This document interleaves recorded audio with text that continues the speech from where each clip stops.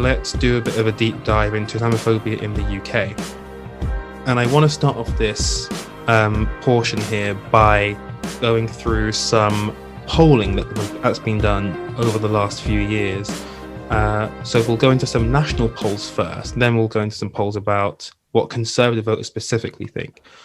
But in terms of nationally in the UK, the Muslim Council of Britain had a report that came out earlier this year defining Islamophobia, and they assembled some polling that has been done, and it's quite interesting, quite worrying. So a 2018 YouGov poll found that 18% of people believe that Muslim immigration to this country is part of a bigger plan to make Muslims a majority of this country's population, which is, yeah, I mean, there's actually a name for that ridiculous conspiracy. It's called like creeping Sharia. It's sort of just another example of the Islamophobic narratives that are being sort of peddled by our media. Right, again, trying to put fear into people of this, unknown entity that's coming in trying to, take invade jobs and all invade and all that ridiculous stuff. 43% of people surveyed would be concerned if a mosque was built near them. That's according to a MEND Comres poll from 2018. 43% of people would be concerned if a mosque was built near them. Why? Don't know. What do you think is going to happen? I know.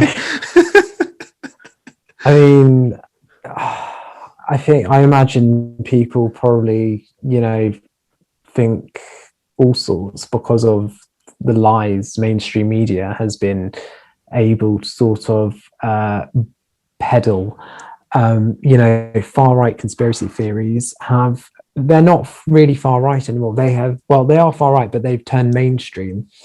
So a lot of, this stuff, which, a lot of this fear and anxiety people have over, Islam and Muslims, it's become legitimized and sort of mainstreamed by those in the media, especially the Murdoch press, especially by political leaders, and so those sort of, and also during the Brexit referendum, all of those fears and anxieties have sort of been fleshed out and amplified effectively, which is why I suppose you get statistics like this. Right. But I just want to know, what do they think is going to happen? I mean, I've got a mosque about 10 minutes away from my house, and I don't know what the issue is. I'm not quite sure. Maybe I'm just dreaming. I don't know. No, God knows. Weird.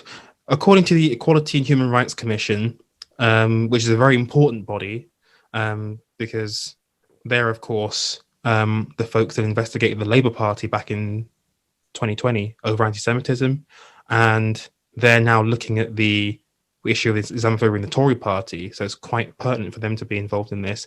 They did some polling. 22% of those surveyed had definitely negative feelings towards Muslims.